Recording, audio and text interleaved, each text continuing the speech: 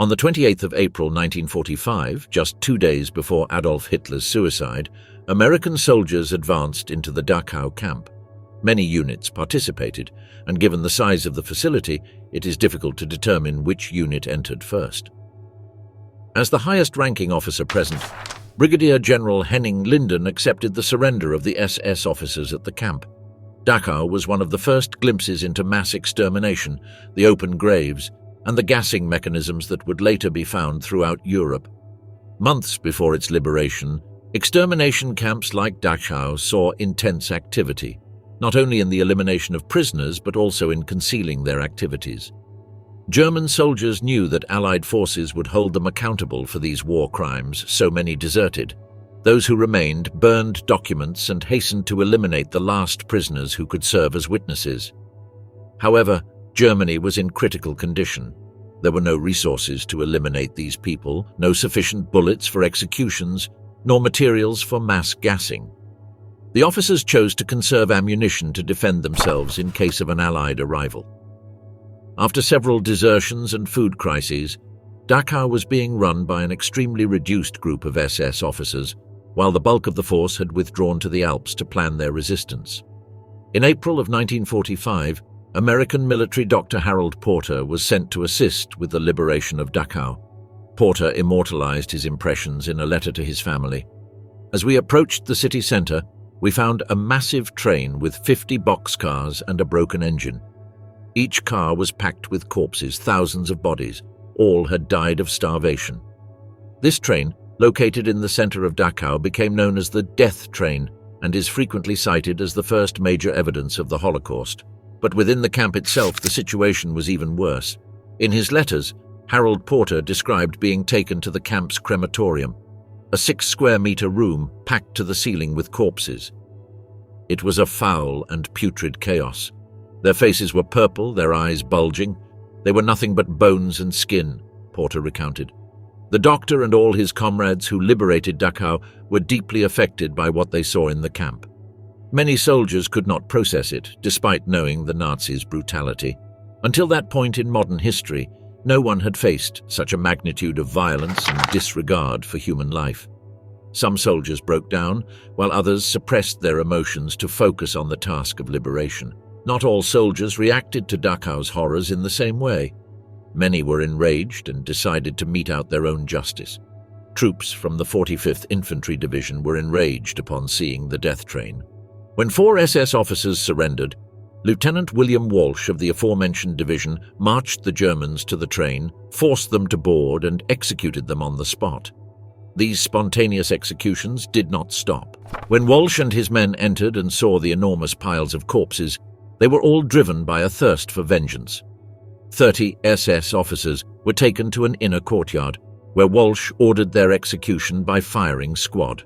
17 Germans were killed before a higher-ranking officer intervened, halting the process of vigilante justice. It is estimated that between 50 and 120 Germans were executed by enraged American soldiers at Dachau. Numbers vary depending on the source, and we may never know the exact count. Many soldiers opted to arm the prisoners, allowing them to do as they wished with the Germans who had been their captors for years. Some doctors refused to provide medical assistance to wounded German officers and guards, resulting in numerous deaths. When General Patton became the military governor of Bavaria in 1945, he blocked all investigations into American war crimes committed during the liberation of Dachau.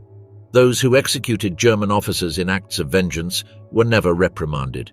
In Auschwitz, the situation was quite similar, both before and after its liberation. In the weeks leading up to its liberation, SS officers attempted to erase all evidence of the crimes committed there, burning documents and mass cremating victims' remains.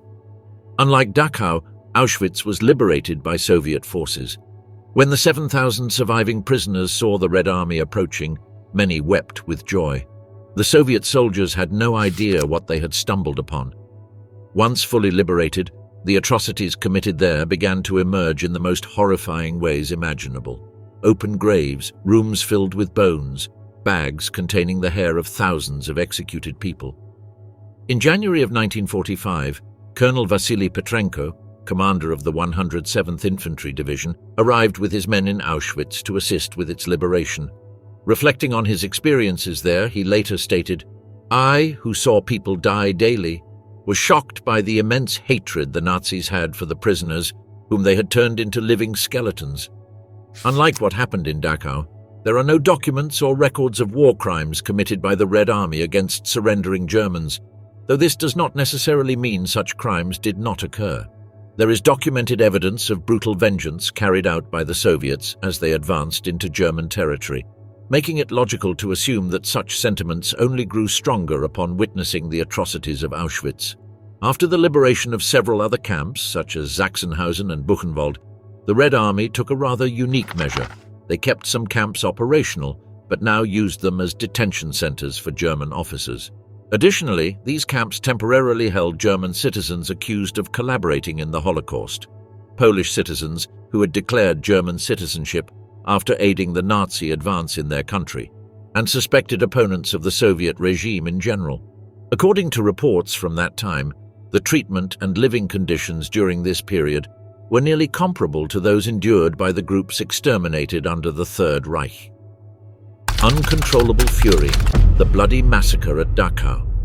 On the 29th of April 1945, during the final evacuations of the camp, American forces arrived at Dachau. As they advanced into one of the darkest places in occupied Europe, they encountered a transport carrying 4,000 prisoners, which they were unable to intercept in time as it continued toward Germany. Following this incident, the Americans decided to pick up the pace. The 42nd and 45th Infantry Divisions covered 60 kilometers along the Danube, arriving much earlier than Hitler's troops had anticipated. It was Sunday at noon, and the camp was entirely calm. SS guards were on duty, watching from their towers as the prisoners moved within the camp. A piercing scream shattered the day's silence. "The Americans! The Americans!" A prisoner ran to the gate in a desperate attempt to alert the soldiers, but a guard shot him in the back, killing him instantly. In any case, it wasn't necessary. The US infantry had spotted Dachau's towers and began firing on the German officers. Outnumbered and overwhelmed, the SS members descended from their posts, surrendered their weapons, and offered unconditional surrender. After the first two guards knelt, an American soldier approached and, without hesitation, executed them on the spot with his pistol. Thus began a bloody day remembered as one of the United States' most significant war crimes during World War II. Captain Wilsey thought he was prepared for everything. As part of the 7th Army of the United States, he had even participated in the Normandy landings. As an anesthetist, a critical role within the medical corps, he had witnessed the war's most harrowing images. Since entering Europe, he had treated thousands of wounded soldiers, many of whom died clutching his hand as they felt the warm embrace of morphine providing their final relief. Captain Wilsey thought he was ready for anything, that he had seen the worst atrocities of the war until he entered Dachau. As he crossed the barbed gates, separating barbarity from the rest of the world, he froze, overwhelmed by the sinister panorama. Piles of skeletal corpses lay in heaps, victims of starvation and prolonged exposure to the elements.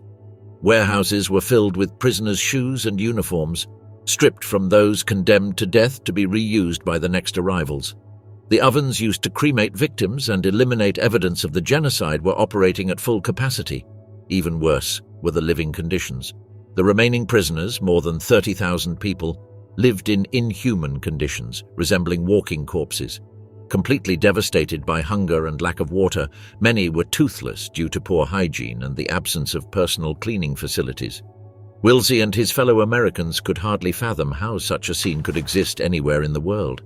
In some way, Wilsey understood what his comrades did in the days following the 29th of April 1945, though the events left deep psychological scars that stayed with him for the rest of his life. Thanks to him, we now know the details of what is called the Dachau massacre. The slaughter began, as previously mentioned, with the first guards who surrendered upon the arrival of 2 American infantry battalions. But this had been an isolated incident until the Americans finally entered the camp. Watchtower B, the second lookout point, became the site of a systematic execution of German guards who, after surrendering, were forced to kneel and were shot in the head with pistols. Lieutenant Walsh captured 4 German soldiers, forcing them into a freight car containing about 120 Jewish corpses. After holding them there for a while, he killed them in cold blood. Later, a 19-year-old gunner shot and killed a dozen prisoners of war in a coal depot. The young man was found by Colonel Sparks in a deep state of shock, crying and shouting that they had tried to escape, though no one believed him.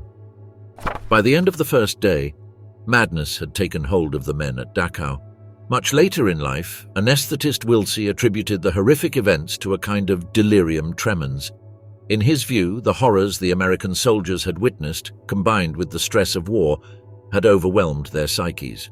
On the morning of the second day, the Americans forced about 50 SS soldiers to strip naked outdoors and perform the Nazi salute with their arms raised to the sun while being doused with buckets of freezing water. This practice had previously been inflicted by the guards on Jewish prisoners and others. However, there was a condition. If they lowered their arms for any reason, they would be executed. All 50 Germans were shot by noon. In letters written at the time of the events, the anesthetist described the massacre as logical. In one of his notes he wrote, "I saw my comrades capture an SS soldier, torture him, and then coldly shoot him. God forgive me, but I watched it without being moved after knowing the actions these SS beasts had carried out against their prisoners." He was not the only one with such sentiments. Some members of the 7th Army of the United States, invoking a spirit of vengeance, decided to hand over their rifles to healthier Jewish prisoners, allowing them to guard the German captives as they saw fit. The men, dehumanized, mistreated, tortured, and humiliated for so long, soon unleashed a small massacre. They stormed the camp hospital, killing dozens of SS officers and regular German troops. They also directed their fury toward the kapos, other prisoners with higher status who wielded power over their fellow inmates on behalf of the guards. Many kapos were beaten to death or executed in the barracks. Within days, the Dachau massacre had run its course. Although official figures accepted by the United States government estimate that 50 to 100 German prisoners were killed, other sources suggest the number could be over 500. At the time, General Eisenhower celebrated the camp's liberation, announcing the release of 32,000 prisoners and the killing of about 300 enemies. However, the circumstances of these deaths remained largely unknown for nearly 70 years. A measure of justice, the Nuremberg trials and executions. After the Allies advanced from the west through the shores of Normandy and the Soviet Union fought its way toward Berlin, Hitler and his generals knew their time was running out. In the year 1945, the Führer, in a cowardly act, decided to commit suicide alongside his wife, ordering that their bodies be burned in the Chancellery courtyard. In this way, the man who led a nation against the rest of the world, causing millions of deaths in the process, avoided capture by his enemies. 2 of his most prominent men decided to follow the same path. Joseph Goebbels, the Reich's Minister of Propaganda and a key pawn in spreading National Socialism and anti-Semitism across Germany, also chose to end his life rather than face the Soviets. In a methodical and chilling act, he poisoned his 6 children. Then, with the same cold resolve, both he and his wife committed suicide. The case of Heinrich Himmler, the supreme leader of the Third Reich's paramilitary organization, was quite different. The head of the SS had decided to betray Hitler shortly before the war's end, losing all his ranks and being detained in Germany, eventually falling into British hands. Himmler initially evaded Churchill's troops by disguising his identity with an eye patch and a convincing performance, but the British soon uncovered his deception. After exposing him, he was sent for a medical examination before being transferred for trial. During the examination, the doctor discovered that, like most Nazi officers, Himmler had a cyanide capsule embedded in one of his molars. To prevent its removal, Himmler abruptly bit the doctor's finger and activated the capsule, dying instantly. Many other high-ranking Nazis committed suicide using cyanide capsules. However, some, whether out of fear, cowardice, or a belief they could escape punishment, chose to survive the war. These officials and senior military personnel had to face one of the most impactful judicial processes ever conducted, perhaps the most significant in history. This was the Nuremberg trials, where an emergency tribunal convened by the Allies investigated the actions of 24 key figures of German National Socialism. Of these, Half received varying sentences ranging from a few years of forced labor in so-called denazification centers to life imprisonment. The other 12, whose cases we will discuss further in this piece, were sentenced to death by hanging. However, only 10 of them were actually executed. The other 2, likely the most prominent figures on the list, managed to avoid feeling the noose burn their necks in front of the families of their victims. These individuals, knowing better than anyone the heinous crimes they had committed, refused to face justice. Figures like Hans Frank, whose name was lost amid films and novels about the more prominent figures of Nazism, were also responsible for the horrific genocide of the Jewish people. We will explore his grim fate shortly. But first, let us delve into the case of the sinister Martin Bormann, one of the 2 genocidal figures who escaped the gallows. Feared even by those closest to Hitler, Bormann was the Führer's private secretary, his right hand in political matters, and the chief of the Nazi Party Chancellery. With such a position, it is evident that Bormann held a distinguished place within the Third Reich.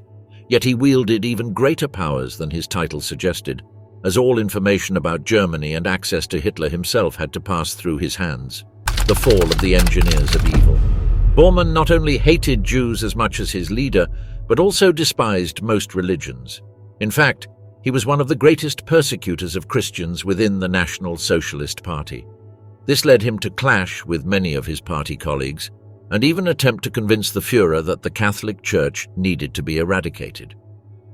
Given the significant state matters he handled, his role was crucial in enabling the Holocaust as we know it. It could be said that his role was that of an administrator of genocide. However, Bormann was never tried by the Allies. After Hitler committed suicide in the Führer bunker, his personal secretary attempted to flee Berlin but did not get far. It is believed he either died or was killed by Soviet soldiers on a bridge near Berlin's Central Station on the 2nd of May, 1945. His body was discovered in 1972, and his identity was confirmed 35 years later in 1998. His remains were cremated and scattered over the Baltic Sea in 1999.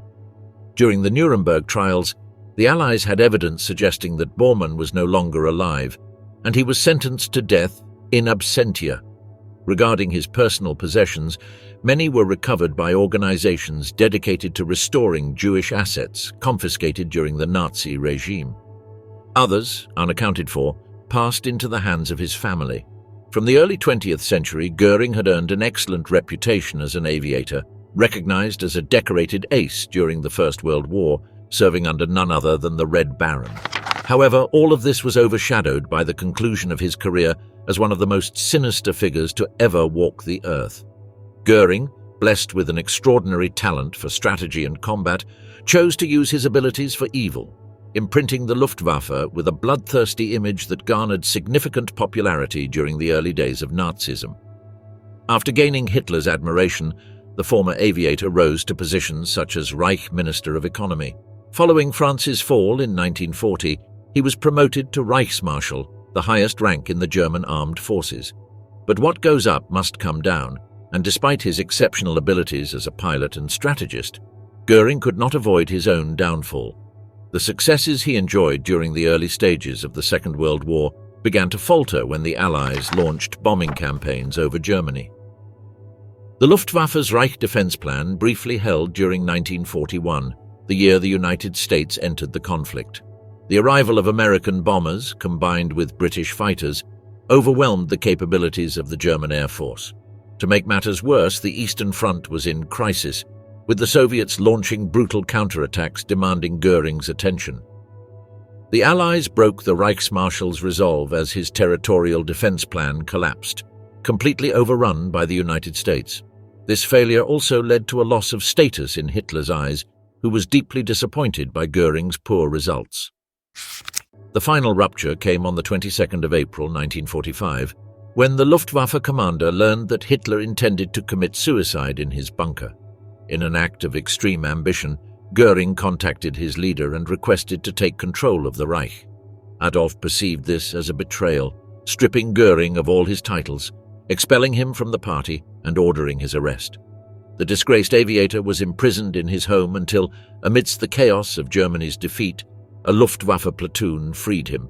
Göring fled toward the American lines, intending to be captured by them and avoid falling into Soviet hands. He succeeded, with the Americans capturing him before Stalin's men. He was taken to a prisoner of war camp and later to Nuremberg for trial.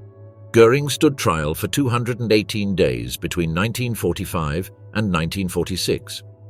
The process was grueling, and while he never showed remorse, he appeared visibly diminished and in a constant state of depression. Although sentenced to death, he did not reach the gallows. The night before his execution, he committed suicide by ingesting a cyanide capsule in his cell. There are two theories about how he obtained the pill. One suggests he bribed an American guard with a gold watch and trinkets. The other claims a US soldier unknowingly received the poison disguised as medicine for Goering from a German woman. The truth will likely never be known, but we do know the fate of his body, which mirrored the cases described below. The assets Goering confiscated during the Reich were invaluable. A fervent collector, he left behind over 135 artworks, hundreds of jewels and exotic dresses seized from Jewish and Romani women, along with large sums of money that went to the Allies and organizations dedicated to restoring stolen property from the era. Hunting in the shadows, the trial of lesser-known Nazis. As we mentioned earlier, the list of Nazis tried at Nuremberg includes lesser-known but equally significant cases. The 10 individuals we will now discuss were brutal officials, military personnel, or collaborators in the largest genocide the world has ever witnessed. All were sentenced to hanging and died on the 16th of October 1946, hanging by asphyxiation in the gymnasium of Nuremberg prison. The first was Joachim von Ribbentrop, Minister of Foreign Affairs for the Reich. While disliked by most pure-blood Nazis, Adolf Hitler found him to be an excellent diplomat and trusted confidant. In 1933, von Ribbentrop organized a secret meeting at his home between officials of the Weimar Republic, which culminated in Hitler's rise to the chancellery. Joachim also played a crucial role in sealing the Pact of Steel, the political and ideological alliance between the Führer and Benito Mussolini, thus linking the Third Reich to Italian fascism. His work also influenced relations with the Empire of Japan, although in the Führer's eyes he failed diplomatically following the attack on Pearl Harbor, which led to the entry of the United States into the conflict. Von Ribbentrop was convicted of inciting the start of World War II and facilitating the Holocaust. Before his capture, he attempted to hide many trophies, decorations, and valuable artifacts, but these were discovered and auctioned as memorabilia. Later, some were recovered by organizations specializing in archiving and museum curation, but most of the valuable items were resold even on the black market. Wilhelm Keitel was the highest-ranking strategic authority in the German army. While his role was to plan troop movements during the Second World War, the Nuremberg investigations revealed that Keitel was extremely permissive with the soldiers' most brutal actions.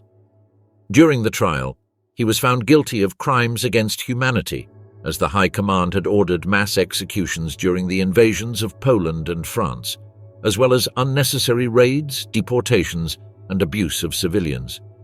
Referred to by some Wehrmacht generals as Hitler's most foolish follower, when asked why he acted dishonorably, Keitel responded, "As these atrocities unfolded one after another, step by step, and without any prior knowledge of the consequences, fate took its tragic course with its fatal results."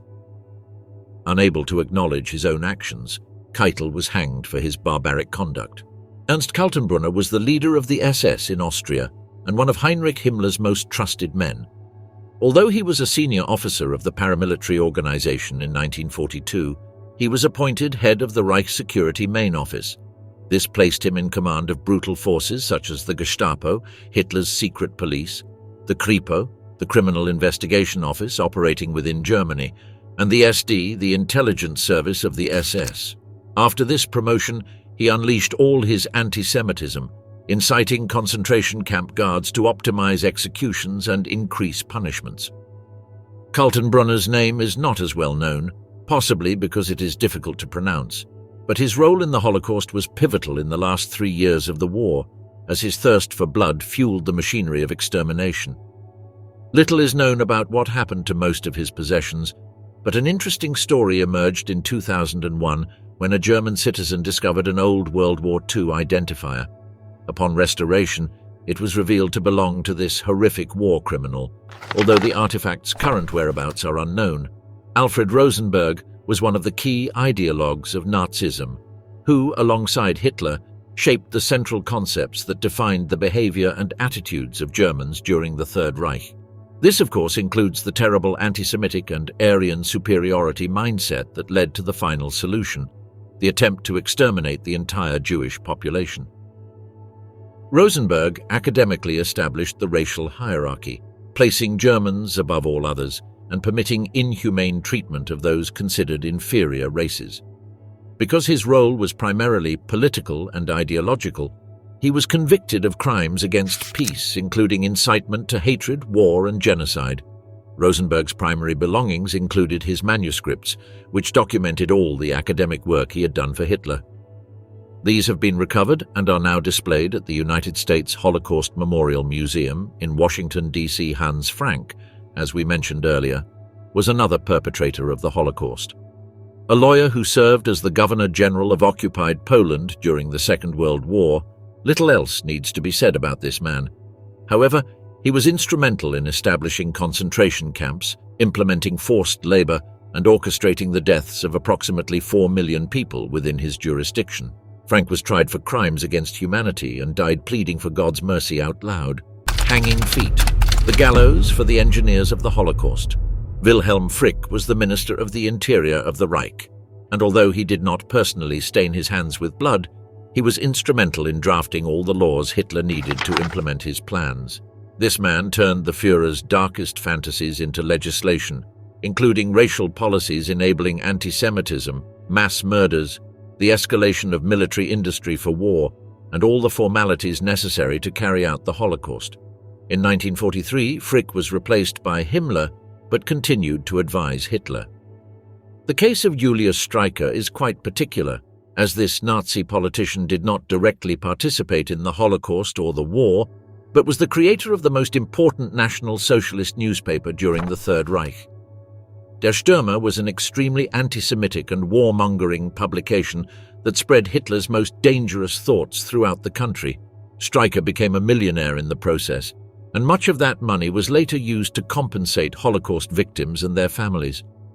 The exact time of Streicher's death is unknown, as his execution was melodramatic. The politician shouted insults at the Jews present, but when hanged, his neck did not break, resulting in a slow and painful death. Fritz Sauckel was a Nazi politician appointed by Hitler as the General Plenipotentiary for Labor Deployment.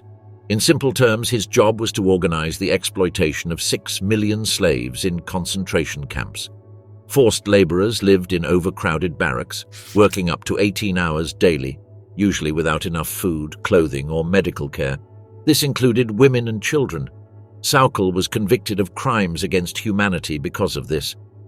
Alfred Jodl was one of the few high-ranking military officials who survived to face trial at Nuremberg.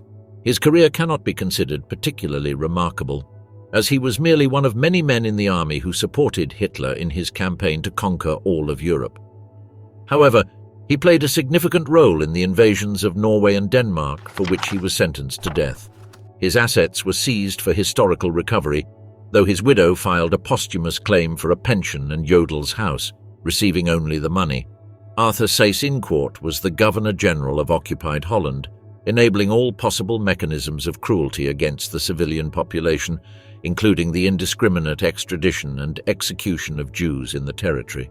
His role was similar to that of Hans Frank in Poland, for which he was tried in the same way. At 3 o'clock in the morning, silence engulfed the place. A dozen men who had instilled terror in the hearts of humanity hung by their necks in Nuremberg, under the just gaze of the victims and their families. The bodies were briefly displayed in the prison and later taken to Munich for cremation. Later, their remains, along with those of Hermann Göring, were scattered over the Isar River, a far more humane fate than the one they had given to the 6 million Jews who were brutally and unjustly killed during the Holocaust. Although these executions ended their lives, the harm they caused will remain forever etched in the memory of human history. Birds of prey, the Nazis who escaped the net. As we have seen, the high-ranking members of the National Socialist Party were tried in the Nuremberg trials, which targeted politicians involved in crimes against humanity. especially the Holocaust. However, not all of them faced justice. Over 6 million Jews, Roma, and people of African descent were sent to concentration or extermination camps, systematically tortured and murdered. While many perpetrators received the death penalty, others remained alive and found ways to evade the net cast by the Americans and Soviets across Germany. There were also other trials, smaller and less famous, held in Nuremberg, Venice, or Austria. These brought to justice high-ranking officers of the German armed forces and members of the Schutzstaffel, SS, the paramilitary troops of the Nazi Party.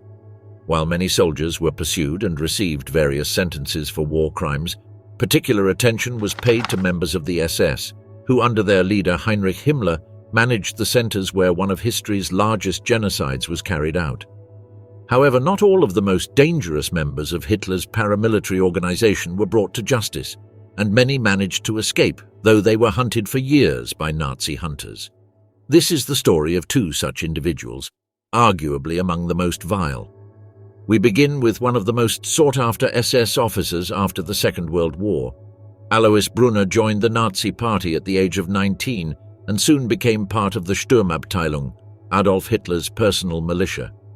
Later, he joined the SS and worked in the Gestapo under Adolf Eichmann, who took a strong liking to him and came to see Brunner as his right-hand man. Brunner's problem-solving abilities impressed the cruel Eichmann, who recommended him for the rank of captain at several concentration camps. Thanks to this, Brunner became the organizer of the deportations of Jews from Vichy France and Slovakia to extermination centers. With an unrelenting personality, the efficient captain was later appointed commander of the internment camp at Drancy, the central hub of anti-Semitic deportation policies across France. In his new role, Brunner was responsible for determining the logistics of prisoner transport via railways. He was among the first to execute the death trains, sinister formations where cars were loaded with more passengers than they could hold, causing most to die before reaching their destinations. Up until the final months of the Third Reich, prior to Hitler's death and Germany's defeat, Brunner continued loading trains bound for the camps of Theresienstadt, Sachsenhausen, Bergen-Belsen, and Stutthof. Due to his modus operandi, justice held Alois Brunner responsible for the deaths of over 120,000 Jews, most of whom perished during these gruesome journeys. The Allies spared no effort in attempting to capture the SS commander, and in fact, they believed they had caught him. However, they were mistaken. The Allies apprehended an SS officer named Anton Brunner, thinking he was Alois, which allowed the true fugitive to escape justice after the war. Brunner took full advantage of this stroke of luck. He joined the Gehlen organization, a group of Nazi military officers who collaborated with the Americans during the Allied occupation of Eastern Europe and later participated in the Cold War against the Soviets. Brunner worked as a driver for the United States Army and, in 1954, fled East Germany to Rome using a false passport. Later, he settled in Syria under the alias Dr. Georg Fischer. In the Middle Eastern country, he was warmly received and worked as an official advisor to the government.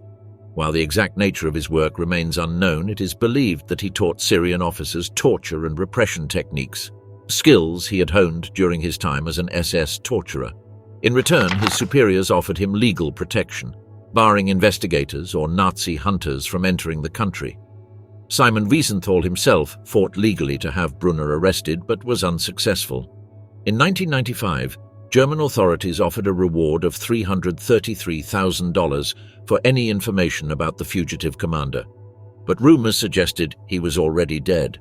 Alois Brunner was never found and is believed to have died in Damascus, the capital of Syria. Some argue that if the reward had been offered a decade earlier, the Middle Eastern country might have handed over the Nazi. What do you think? Share your thoughts in the comment section. The Endless Hunt, Chasing Fritz Ullmann, the alter ego of Josef Mengele. Now it's time to talk about one of the most sinister men to have walked the earth. Josef Mengele was an SS officer and physician who worked at the Auschwitz concentration camp during the Second World War. Of course, this dark figure is not remembered for saving lives, but for doing the exact opposite.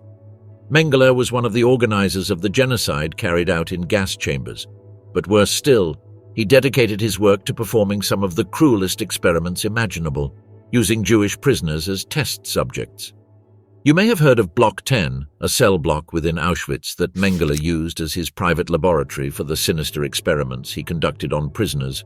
Mengele was utterly obsessed with the genetic purity of humans, even to an extent that surpassed Adolf Hitler himself.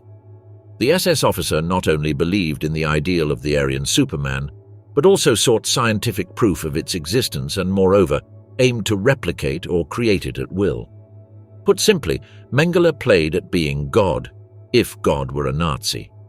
One of the most chilling aspects of Josef Mengele was how he treated his victims. To the prisoners, he was not perceived as cruel, but rather the opposite. The prisoners he used in his experiments were better fed and lived in better accommodations than the rest of the camp's inmates. They were even told they could avoid the gas chamber as long as they were subjects of research. Mengele also established a nursery with a play area for the children he used in his tests. He would give them candy and toys, presenting himself as a benevolent tutor. Of course, this was all before the experiments began. The test subjects, as Mengele called them, rarely survived his studies. He had no regard for the physical or mental health of the prisoners he used as guinea pigs. Mengele was also fascinated by people with deformities, twins or conjoined siblings, heterochromia, people with eyes of different colors, and prisoners who deviated significantly from what he considered normal. After the war, Mengele managed to flee Germany under the false name Fritz Ullmann. For several years, he hid, working as a farmer until, in 1949, he arrived in Argentina and lived in the province of Buenos Aires for at least 10 years. While his exact whereabouts were never confirmed, it is believed he fled to Paraguay in 1959, staying near the Argentine border. The Mossad relentlessly pursued Mengele for over a decade, but never succeeded in capturing him. Allegedly, in 1962 he crossed into Brazil, where he lived on a farm with other Nazis hiding in South America. Later, with his wife, he changed his name to Wolfgang Gerhard. Mengele eventually died in Brazil in 1979 after suffering a stroke while swimming, which caused him to drown. Thank you so much for staying with us until the end. If you enjoyed our content, don't forget to like the video and subscribe to our channel. See you next time.